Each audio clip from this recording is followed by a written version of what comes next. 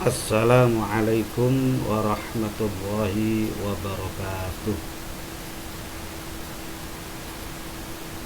Anak-anakku, pagi hari ini kita akan belajar Al-Quran Hadis.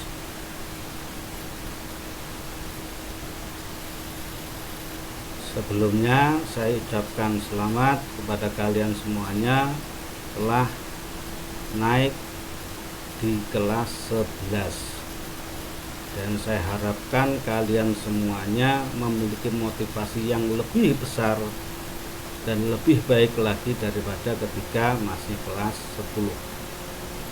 Baiklah, untuk materi Quran Hadis hari ini kita akan membahas tentang hakikat penciptaan manusia.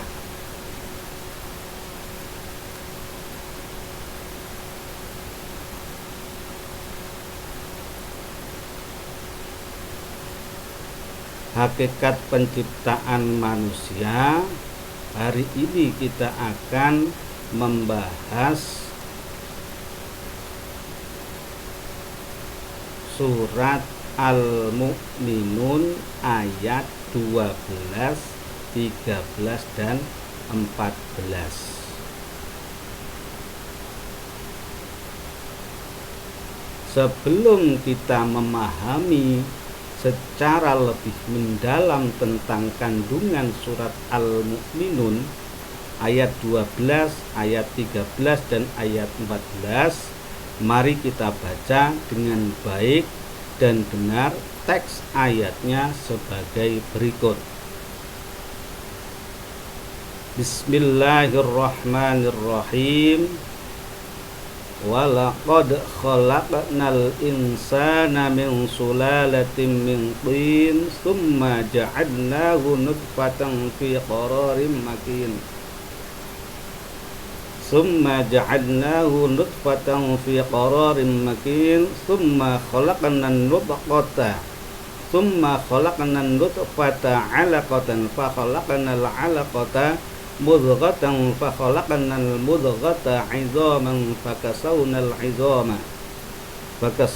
'idhama lahman thumma ansha'nahu khalqan akhar fatabarakallahu ahsanul khaliqin.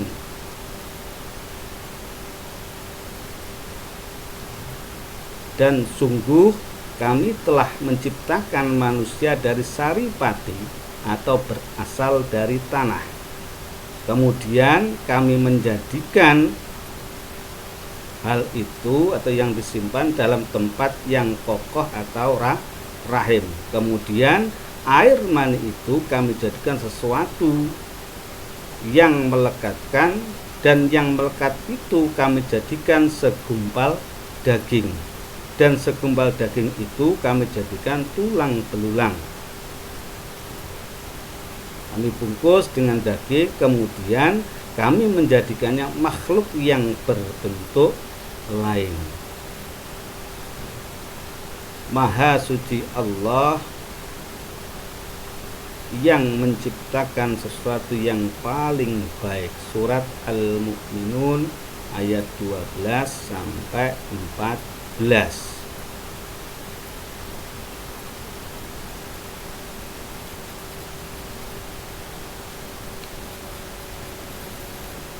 Nah, sekarang kita analisa ayat tersebut.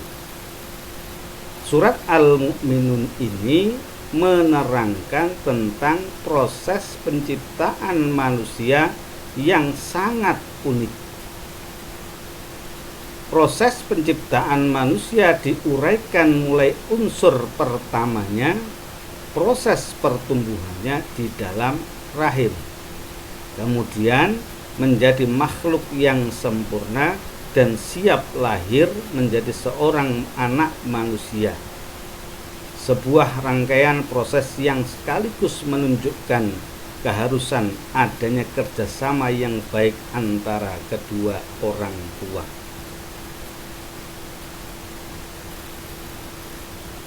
Pada ayat 12 dijelaskan bahwa manusia diciptakan dari saripati yang berasal dari tanah. Selanjutnya pada ayat 13, dengan kekuasaan Allah Subhanahu wa taala, saripati yang berasal dari tanah tersebut dijadikan menjadi nutfah atau air mani. Dalam istilah ilmu biologi, air mani seorang laki-laki disebut juga dengan sel sperma, dan air mani kaum perempuan disebut dengan sel telur atau ovum. Dan ketika bertemu dalam proses pembuahan, keduanya berada dan tersimpan dalam tempat yang kokoh, yaitu rahim seorang perempuan. Subhanallah.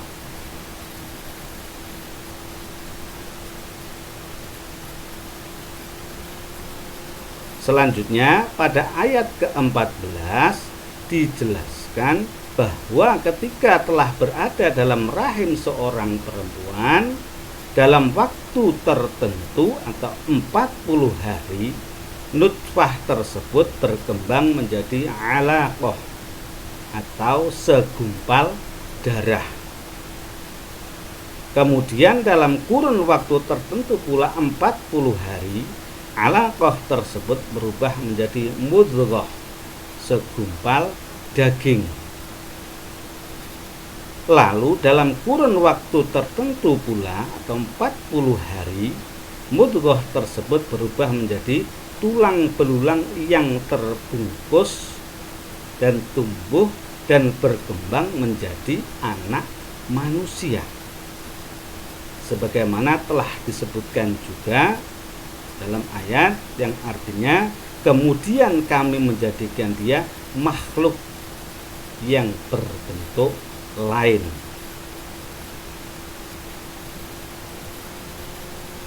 Nah, terkait dengan hal ini, riset para ahli embriologi menyebutkan bahwa selain mengandung spermatozoa, air mani juga tersusun dari berbagai campuran yang mempunyai fungsi masing-masing. Misalnya mengandung gula yang diperlukan untuk menyediakan energi bagi spermatozoa, menetralkan asam di pintu masuk rahim, dan melicinkan lingkungan agar memudahkan pergerakan sperma. Terkait dengan hal ini, riset para ahli embriologi menyebutkan bahwa selain mengandung spermatozoa, air mani juga tersusun dari berbagai campuran yang mempunyai fungsi masing-masing. Misalnya mengandung gula yang diperlukan untuk menyediakan energi bagi spermatozoa, menetralkan asam di pintu masuk rahim, dan melicinkan lingkungan agar memudahkan pergerakan sperma. Sebelum proses fertilisasi atau pembuahan terjadi, 250 juta sperma terpancar dari laki-laki pada satu waktu menuju sel telur, yang jumlahnya hanya satu setiap siklusnya. Sperma-sperma tersebut melakukan perjalanan yang sulit menuju sel telur karena saluran reproduksi wanita yang berbelok-belok, kadar keasaman yang tidak sesuai dengan sperma. Adanya gerakan menyapu dari seluruh reproduksi wanita dan juga gaya gravitasi yang berlawanan, hanya 1000 dari 250 juta sperma yang berhasil mencapai sel telur. Sel telur hanya akan membolehkan masuk satu sperma saja.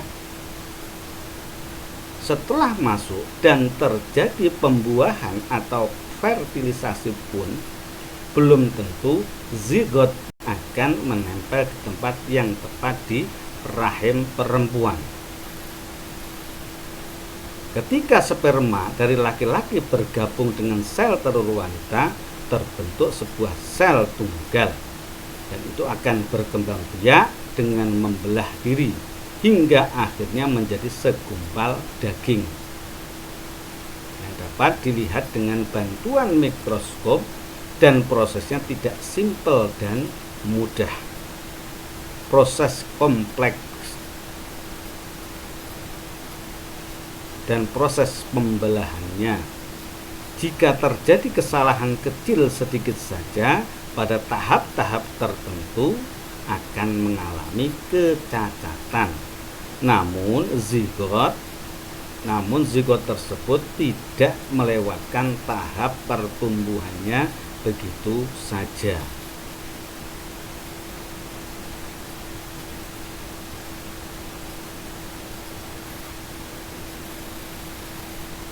Nah, anak-anak, mungkin itu penjelasan saya untuk pertemuan hari ini. Sebelum saya akhiri pertemuan kita, akan saya kasih tugas. Saya ingatkan tugas kalian minggu yang lalu silahkan segera diselesaikan. Apa tugasnya? Yaitu merangkum atau meresum materi bab 1 tentang hakikat penciptaan manusia. Anak-anak, marilah kita tutup pertemuan kita hari ini dengan bacaan Alhamdulillahirabbil alamin. Semoga pertemuan kita hari ini bermanfaat. Amin amin ya rabbal alamin. Assalamualaikum warahmatullahi wabarakatuh.